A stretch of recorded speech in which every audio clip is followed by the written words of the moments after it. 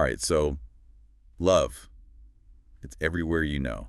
Songs, movies, books. It's what makes the world go round, right? Right. But what actually is it? I mean, really. That's the million-dollar question, isn't it? And it's one that humans have been trying to answer for, well, probably as long as we've been around. And that's kind of what you're going to try to do today in this deep dive.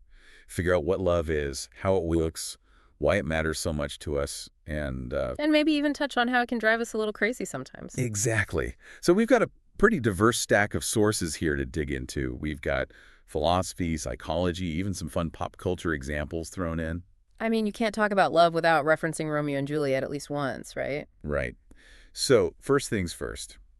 When we talk about love, what are we even talking about? Is it like this big, powerful emotion that takes over? Well, that's definitely one way to look at it. And our sources actually point to that view pretty strongly. This idea that love is this intense feeling that's essential for happiness. Yeah, they even talk about how it contributes to a better society. Exactly. Like it makes us better people, helps us connect with others, and build stronger communities. But then there's also this whole other side that's like, hey, isn't love just biology playing tricks on us? Right, right. And that's where evolutionary psychology comes in, which I guess, is kind of my area. So is it all just hormones and survival instincts then? Like we're programmed to fall in love to make sure the species keeps going?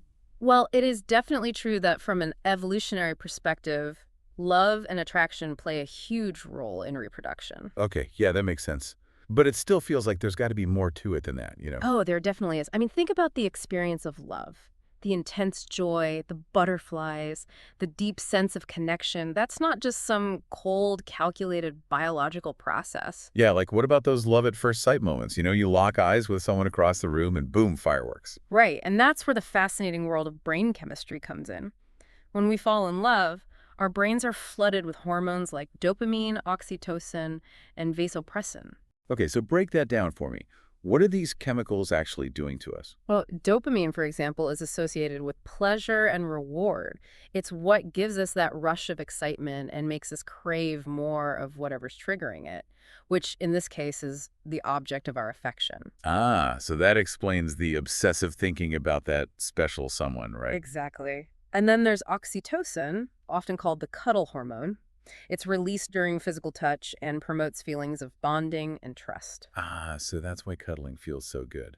But I mean, we're not the first ones to try and unravel this whole love thing, are we? Definitely not. Philosophers have been pondering the nature of love for centuries, and their insights are still relevant today.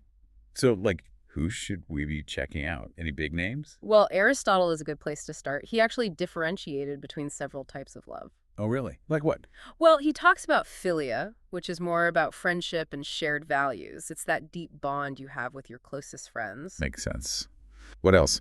And then there's eros, which is more like passionate, romantic love, the kind that often involves intense attraction and desire. So, ancient philosophers were already thinking about love in all its different forms. Absolutely. And what's really interesting is how these ancient ideas connect with modern psychology. Like take attachment theory, for instance. Okay, I've heard of that. It's about, like, how our childhood relationships shape our adult relationships, right? Yeah, that's the gist of it. The idea is that our early bonds with our caregivers create a blueprint for how we form and navigate relationships later in life.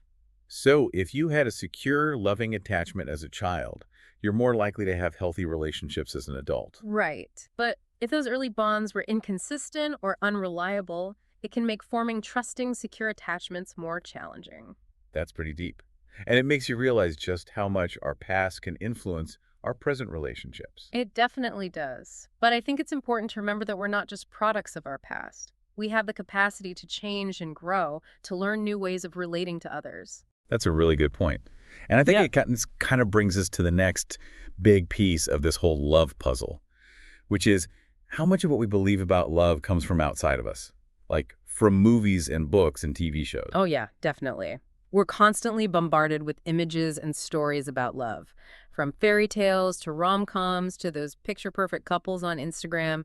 It's hard not to be influenced by all that. I mean, even think about Valentine's Day. It's like this huge cultural event that tells us we need to be showering our loved ones with gifts and grand gestures. Right, and the wedding industry is a multi-billion-dollar business, so there's definitely a lot of pressure to find the one, get married, have the perfect wedding, and live happily ever after. And I think sometimes that pressure can make us feel like we're not enough if we're not in a relationship or if our love life doesn't look like something out of a movie. Absolutely. And it's important to remember that real love, real relationships are messy and complicated. They're not always going to be picture perfect. They're definitely not always going to be easy. And I think it's important to acknowledge that heartbreak is also a part of love. Oh, absolutely. Love can bring immense joy and happiness, but it also has the power to hurt us deeply. And sometimes, those breakups can be devastating. They can really impact our mental health. Yeah. And it's okay to grieve those losses. It's okay to take time to heal and to learn from those experiences. It's all part of the journey. So we've talked about like the brain science and the ancient philosophy and the pop culture influences, but I think it would be helpful to actually look at some specific examples of love stories. Definitely. I mean, stories can really help us understand these abstract concepts in a more tangible way. So let's start with the classic, Romeo and Juliet. Yes.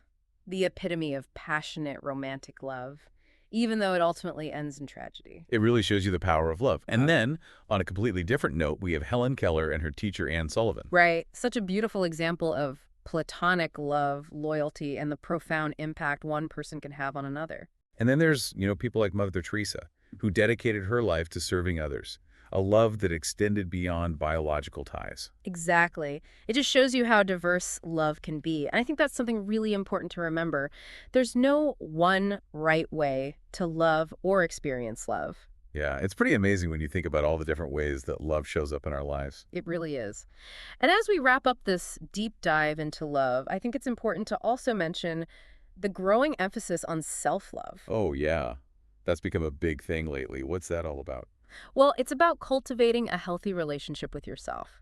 It's about accepting yourself, flaws and all, and treating yourself with kindness and compassion. So like practicing mindfulness, setting boundaries, Yeah. taking care of your physical and mental health. Exactly. And I think in today's world, with all the pressures and demands we face, learning to love ourselves is more important than ever. It's like you can't really pour from an empty cup, right? You need to take care of yourself first. Exactly. And, as we were talking about all this, I was reminded of something the Sufi mystic Rumi once said. He described love as a path to spiritual awakening. So it's not just about finding the one or having a romantic relationship. It's about something bigger. Right. It's about recognizing the divine spark within ourselves and in everyone we encounter. It's about connecting with something larger than ourselves. Wow. That's a pretty powerful way to think about love. It is. And as you continue to explore love in your own life, I encourage you to reflect on what it means to you. What does love, in its truest and most expansive form, look like to you? I think that's a great place to leave it. Love is complex, it's messy, it's challenging, it's joyful, but it's definitely worth exploring. So thanks for joining us on this deep dive into the mysteries of love. And remember, love is all around us. Just keep your eyes open, your heart open, and you might be surprised where you find it. Absolutely. We'll see you next time. See you then.